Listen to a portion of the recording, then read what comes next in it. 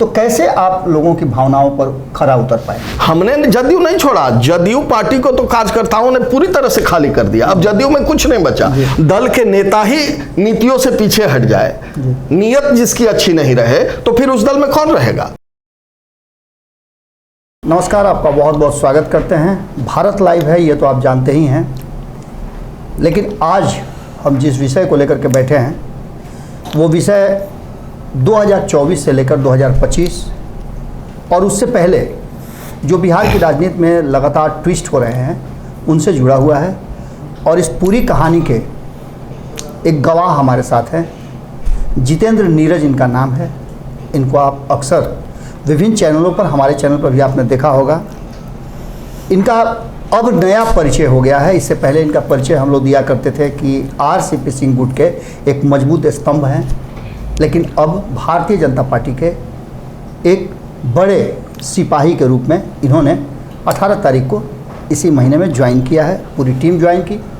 सैकड़ों लोगों ने जदयू से जो बाहर आए थे, आरसीपी सिंह के साथ थे, उन लोगों ने भाजपा ज्वाइन किया और अब एक नए रोल में है। हालांकि रोल अभी तय नहीं हुआ है। सवाल मेरे तीखे जरूर होंगे क्योंकि ये मजे हुए पॉलिटिशियन हैं। छात्र जीवन से ही इनकी राजनीति शुरुआत हुई है और छात्र जीवन के राजनीति में जो आज सबसे ज़्यादा चर्चा का विषय बने हुए हैं आनंद मोहन, उनके साथ इन्होंने अपनी शुरुआत की थी और वक्त के हिसाब से चीज़ें बदली। समता पार्टी से होते हुए नीतीश कुमार के साथ आए और नीतीश कुमार के मजबूत सिपह सलार के रूप में लंबे वक्त तक काम किया है। आज ये सब कुछ होने के बाद जो इनसे हम बात करने के लिए बैठे हैं वो ये कि आखिर भारतीय जनता पार्टी जो बिहार से बाहर हो गई, केंद्र से बाहर होने वाली है, उसमें जाने का क्या तुक है। खैर, सवाल हमारे जो तीखे होंगे। आपके पास भी कोई सवाल है तो आप तैयार रहिएगा। सबसे पहले नीरज जी, आपका बहुत बहुत स्वागत करते हैं। Thank you. लंबी राजनीतिक यात्रा आपकी रही है। छात्र जीवन से भी आपने राजनीति किया है और जब आरसीपी सिंह अलग हुए तो आप लोगों ने एक बड़ा रिस्क लिया था जदयू को छोड़ करके आरसीपी सिंह के साथ जाने का। तो सबसे पहले जो आपके समर्थक हैं, जिन लोगों को पूरे बिहार में घूम घूम करके आप लोगों ने भरोसा दिलाया था कि हम आपके साथ न्याय करेंगे, आपको हक हुकूक दिलवाएंगे, लोकतांत्रिक प्रक्रिया को जीवित रखेंगे, उन लोगों को क्या जवाब देंगे? क्या भारतीय जनता पार्टी में आने के बाद से उन सवालों का जवाब आपने ढूंढ लिया? देखिए बाबा, आपने बड़ा गंभीर सवाल उठाया और आपने हमको अतीत की ओर भी ये किया कि छात्र जीवन से हम लोग लगे हुए रहे हैं। सच में जब मैट्रिक परीक्षा देने के बाद हम लोग कॉलेज में शुरू हुए थे और तब कलम के साथ साथ संघर्ष का मसाल हमने हाथ में उठा लिया था और तब से सामाजिक सवालों पे हम अनवरत लड़ते रहे। और हम सार्वजनिक जीवन में जिस विद्यालय के छात्र रहे, वहाँ स्वाभिमान और सम्मान, इन चीज़ों को हमेशा साथ लेकर हम लोग संघर्ष करते रहे और आगे बढ़ते रहे। हम, आप अभी बता रहे थे, हम जदयू में छोड़े नहीं जी। आरसीपी सर और बाकी सारी जमात आरसीपी सर के साथ जदयू छोड़ी, लेकिन जितेंद्र नीरज जैसा कार्यकर्ता जो सच के सवालों पे पहले मुखर हो गया था, तो पार्टी ने हमको निकाल दिया था पहले जी। आरसीपी सर ने पार्टी बाद में छोड़ा, ये खबर हमने चलाई जी, आपने भी चलाई थी। तो जदयू ने हमको निकाल दिया था जी। और क्यों निकाला था? हम तो पूरे बिहार में घूम घूम करके आपको बताएं, हमको एक समाज सुधार का एक प्रकोष्ठ मुख्यमंत्री जी ने खुद से बनाया था और हमको प्रदेश अध्यक्ष की जिम्मेवारी मिली थी और पूरे बिहार में घूम घूम करके और हम लोगों ने एकदम ऊर्जावान साथियों की फौज खड़ी की थी और यहाँ तक कि बहनों का भी 5000 से अधिक बहनों को हमने उस टीम से जोड़ा था। और उसके बाद अचानक से जब संगठन के शिल्पकार हम लोग जो समझते रहे, हम लोग देखे नज़दीक से कि आरसीपी सिंह पार्टी के संगठन को बढ़ा रहे हैं और बड़ा समर्पण से काम कर रहे हैं। जब इनका अपमान होने लगा तो पार्टी सिद्धांतों से विचलित होने लगी, नेता अपने नीति से पीछे हटने लगे। अब लोहिया और गांधी और जयप्रकाश की तस्वीर लगाने से थोड़े होगा, उन विचारों से जब आप भटकने लगे तो जब नेता नेतृत्व विहीन हो जाए, जब नेता नीति विहीन हो जाए, तो हमको लगा कि अब यहाँ तो हम मुखरता से आवाज़ उठाना शुरू किए। पार्टी ने हमको एक्शन किया, पार्टी ने हमको बाहर कर दिया। बाहर कर दिया तो जो हम लोगों का चरित्र होता है तो हम लोग मजबूती से आरसीपी सिंह जी के साथ खड़े रहे, और खड़े रहे तो पूरे बिहार में मजबूती से खड़े रहे। नीरज जी, आपका एक लंबा समय बीता है आनंद मोहन जी के साथ। जी, आनंद मोहन जी जेल में रहे, तब भी आप लोगों ने उनका समर्थन किया कि जेल से बाहर आना चाहिए। इससे पहले उनके राजनीतिक जीवन जो उन्होंने पार्टी बनाई थी उसमें भी आप रहे, समता पार्टी में जो हुआ है समता पार्टी में भी आप रहे। आज जो वर्तमान परिस्थिति है उसमें आनंद मोहन जी ने कहीं ना कहीं एक राजनीतिक यात्रा, एक पारी की फिर से शुरुआत की है, जिसमें बहुत सारे बयान हैं वो उन्होंने दिया है, जिसको लेकर के चर्चाएं चल रही हैं। हम शुरुआत वहीं से करेंगे कि आनंद मोहन के साथ रह करके आपने राजनीति की शुरुआत की, लेकिन अब आप उस पार्टी में हैं जिस पार्टी को पैरों से रौंदने की बात कर रहे हैं आनंद मोहन। आप इसको कैसे देखते हैं और कैसे इन चीज़ों को डिफेंड करेंगे? देखिए, हमको नहीं लगता है, आनंद मोहन जी को जितना हम जानते हैं और जितना उनको समझते हैं, उनका तो नाम ही है आनंद भी और मोहन भी, तो वो रौंदने की बात और किसी पार्टी को रौंदने की बात वो बोल रहे हैं, हमने सुना नहीं है ऐसा। आपकी तरह और भी लोग हमसे ये सवाल कुछ और पत्रकार कर रहे थे। जितना हम उनको समझते हैं, जितना हम जानते हैं, तो हम समझते हैं कि जिस रास्ते पे हम आगे बढ़े हैं जी, तो हमको पूरा विश्वास है कि यही राष्ट्र सेवा का मार्ग है और यही हमारा क्षत्रिय धर्म है जिस रास्ते से हम बढ़ रहे हैं। और आनंद मोहन जी का भी जो तेवर है, उनका जो स्वभाव है, उनका जो चरित्र है, उनका जो आचरण है, तो हम समझते हैं कि हम सही रास्ते पे हैं। और वो भी आज न कल, अभी तो गैर राजनीतिक, अभी तो बाहर आए हैं, हम लोगों की शुभकामना है, लेकिन हमको लगता है कि इसी रास्ते से उनको भी आगे आना है। हम फिर मुख्य सवाल पर पहुँचते हैं जी। हमने शुरू में ही कहा था कि आप लोगों से मिल रहे थे, बिहार के लोगों को आप ये भरोसा दिला रहे थे कि आपके साथ जो अब तक होता रहा है, नीतीश कुमार जी करते रहे हैं, आपके साथ जो आपके अधिकारों का हनन होता रहा है, उसे हम दिलवाएंगे। भारतीय जनता पार्टी में आप लोग ज्वाइन कर लिया 18 तारीख को। अभी तक आप लोगों की कोई नीति या आप लोगों का रोल तय नहीं हुआ है। यहाँ तक कि जो मेरी जानकारी है कि जो कार्य समिति की बैठक हो रही थी उसमें आप लोग विशेष आमंत्रित सदस्य के रूप में आप लोगों का नाम भी प्रस्तावित किया गया था, फिर भी आप लोगों को कोई मौका नहीं मिला। तो कैसे आप लोगों की भावनाओं पर खरा उतर पाएंगे? देखिए, हम लोग आए हैं, हम लोगों का स्वभाव है, हम लोगों का चरित्र है, हम लोग जहाँ होते हैं पूरी निष्ठा और पूरी ईमानदारी से होते हैं। हम लोग जदयू में भी थे, पूरी निष्ठा ईमानदारी से काम किए। आरसीपी सिंह जी के साथ यहाँ आए, पूरी निष्ठा और ईमानदारी से हम लोग यहाँ आए हैं। तो अब तो पार्टी को तय करना है। देखिए, हम लोग कमिटमेंट वाले लोग हैं। आरसीपी सिंह जी ने जब भाजपा ज्वाइन किया था तो हम लोग इनके पीछे मजबूती से खड़े थे, तो भाजपा के एजेंडे को तो हम लोग तभी उठा लिए थे। जदयू में भी थे तो जदयू एनडीए का हिस्सा था, तो संबंध तो हमारा रहा है पहले से। और अब जब एजेंडा उठा लिए तो झंडा उठाना बच गया था। 18 तारीख को हम लोगों ने झंडा भी उठा लिया है, और जब झंडा हम लोगों ने उठाया है तो हम लोग पुरुषार्थ वाले लोग हैं और हम लोग संकल्प के साथ निकले हैं। हम लोगों को गर्व है कि इस पार्टी का नेतृत्व देश के यशस्वी प्रधानमंत्री आदरणीय नरेंद्र मोदी जिन्होंने इस देश के मान और सम्मान को पूरे दुनिया में बढ़ाया है, तो हम लोगों को उनके परचम को आगे बढ़ाना है और पूरे निष्ठा से हम लोग काम करेंगे और पार्टी देखेगी। कुछ लोग सवाल किए हमसे कि भाई एक सूची आई है तो नाम रिकमेंड हुआ है, तो हमको बोला कि सर ने कोई सूची दी, आप बोल रहे थे 12-13 लोगों के नाम की, हम मुझे भी जानकारी तो कोई बताया, पत्रकार लोग भी पूछ रहे थे, तो हम बोले कि देखिए भाई, अब हम वैसे लोगों में से नहीं हैं कि बतासा के लिए मंदिर पर हमला किया जाए, समझे। और मेरा मानना है कि हमारे हिस्से का जो जिम्मेवारी था, लोग तो बहुत सारे जुड़े हैं, 10-11 प्रकोष्ठ के लोग आए हैं साथ में, हजारों और भी अन्य पदों पे रहने वाले प्रमुख साथी आए हैं, तो लोग आए हैं। लोग पूछे कि भाई आप लोगों का नाम नहीं था, हम बोले कि भाई नाम नहीं था, तो हमको बोला कि आपका और कन्हैया जी का नाम नहीं था। हमको बोले, हम बोले भाई कन्हैया जी का नाम तो अब का आरा के जनते रिकमेंड करके भेज रही है, तब इन्हें सूची में रिकमेंड होने की क्या जरूरत है। रही बात हमारी, तो हम बोले कि भाई हो सकता है हम उसके लायक नहीं हो, हम उसके लायक नहीं हो। 18 तारीख को आपने ज्वाइन किया, लगभग 9-10 दिन होने जा रहे हैं। इन 9-10 दिनों में आपने क्या अंतर महसूस किया? जो पहले आरसीपी सिंह के साथ चल रहे थे ज़्यादा स्वतंत्र महसूस कर रहे थे, या फिर अब जो भारतीय जनता पार्टी का एक बैनर आपके साथ जुड़ गया है तब आप ज़्यादा बेहतर महसूस कर रहे हैं? देखिए, हम लोग संकल्प के साथ भारतीय जनता पार्टी में आ गए हैं जी। आरसीपी सर भी भारतीय जनता पार्टी में आ गए हैं। आरसीपी सर भी तो अभी एक कार्यकर्ता के ही रूप में है यहाँ पार्टी में जी। पार्टी ने कोई बड़ी जिम्मेवारी तो नहीं दी है, तो पार्टी के जो कार्यक्रम चल रहे हैं उस कार्यक्रम को वो भी आगे बढ़ा रहे हैं। तो यहाँ हम भी एक कार्यकर्ता की हैसियत से हैं, हमारी भी कोशिश होगी कि पार्टी के जो कार्यक्रम हैं उन कार्यक्रम को हम भी आगे बढ़ाएंगे और पार्टी को मजबूती देंगे। नीरज जी, बातें सुनने में बहुत अच्छी लगती हैं, कई तरह की चर्चाएं होती हैं, सपने देखे जाते हैं। आपका भी तो कोई सपना होगा। एक तो आप देख रहे हैं कि कन्हैया सिंह का सपना है, जिस सपना को आरा की जनता, शाहाबाद की जनता पूरा करने में लगी हुई है। जैसा कि मुझे जानकारी मिली है कि खूब गाजा बाजा से उनका स्वागत हुआ जब बीजेपी ज्वाइन करके गए थे।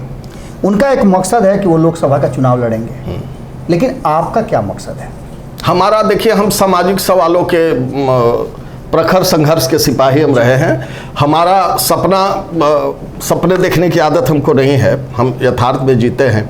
और हमारा मानना है कि हम जहाँ भी रहें सम्मान से समझौता नहीं होगा, स्वाभिमान के साथ रहना है, सामाजिक सवालों पे खड़ा रहना है और राष्ट्रहित में अपने सामाजिक सार्वजनिक जीवन का।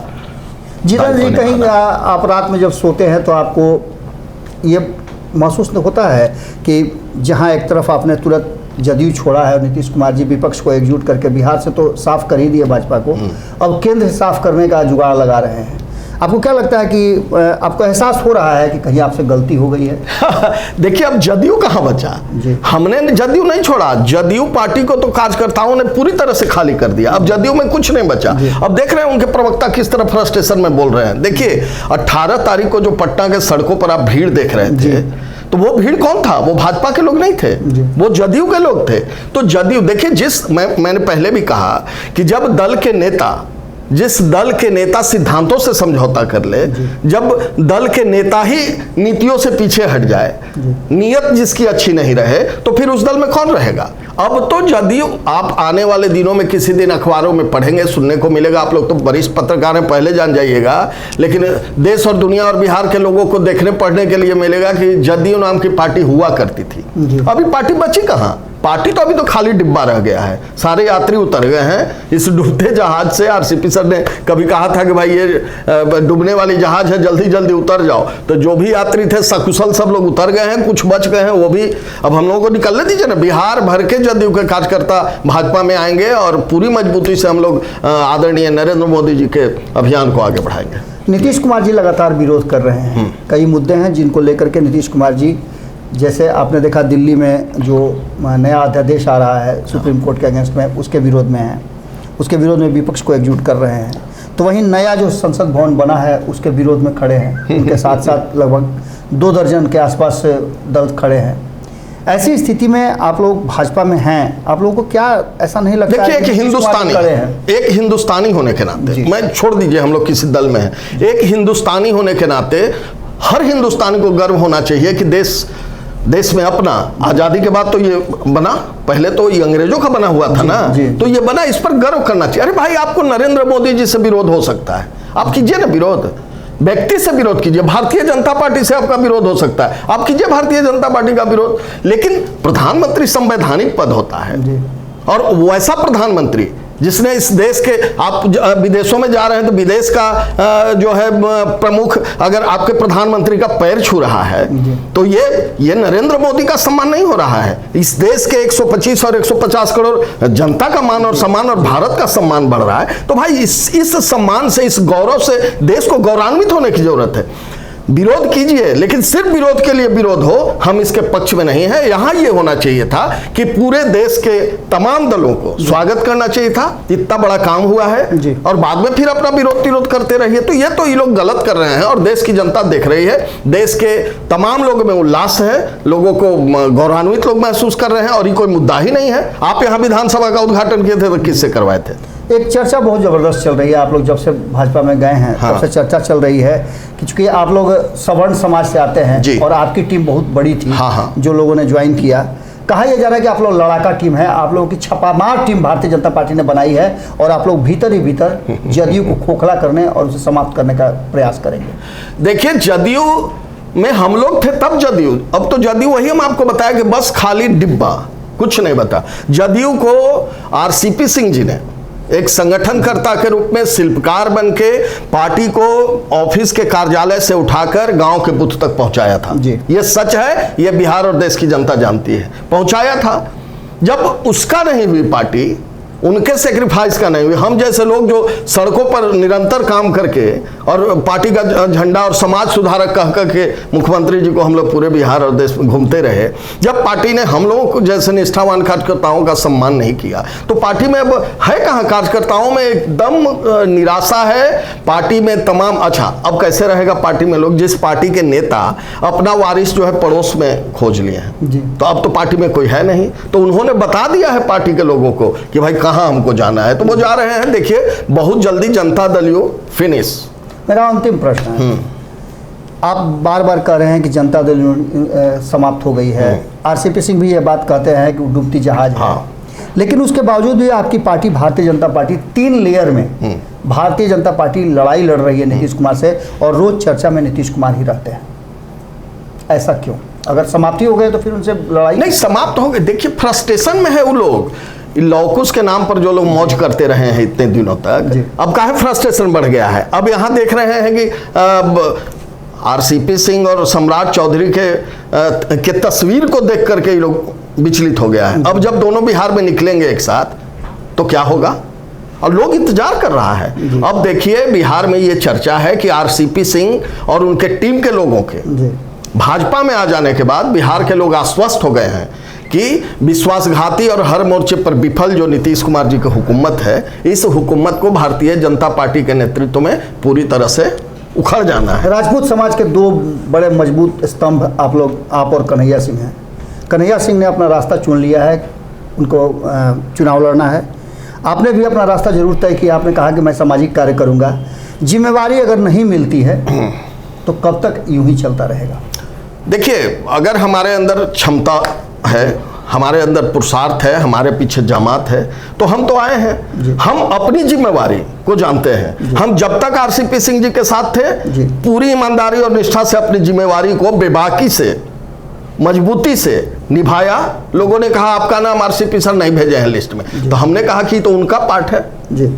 हमने अपनी जिम्मेवारी का निर्वहन किया, अब उनका जो पार्ट है वो समझेंगे। अब पार्टी को अगर लगता हो कि जितेंद्र नीरज की जरूरत नहीं है तो पार्टी विश्राम मोड में डाले। हम तो राष्ट्र सेवा मिशन के बैनर पर भी काम करते रहे हैं, तो राष्ट्र का सेवा करने के लिए जिनके सपने समाज से जुड़े हों, जिनके सपने देश से जुड़े हों, और जिसको चुनावी राजनीति पर बहुत भरोसा नहीं हो, तो उसके लिए बहुत बड़ा उनके लिए क्या, मेरा मानना है कि देखिए पंख से कुछ नहीं होता बाबा, हौसलों से उड़ान होती है, और सपने उन्हीं के पूरे होते हैं जिनके सपनों में जान होती है। तो हम पूरी मजबूती से खड़े हैं और हमको इसकी परवाह नहीं कि हम इंतजार कर रहे हैं। पार्टी अगर हमारा उपयोग करना चाहेगी, जो जिम्मेवारी देगी काम करेंगे, या नहीं तो समाज सेवा, देश सेवा हमारा संकल्प है, चलता रहेगा, कहीं कोई बात नहीं। बहुत बहुत धन्यवाद आपका।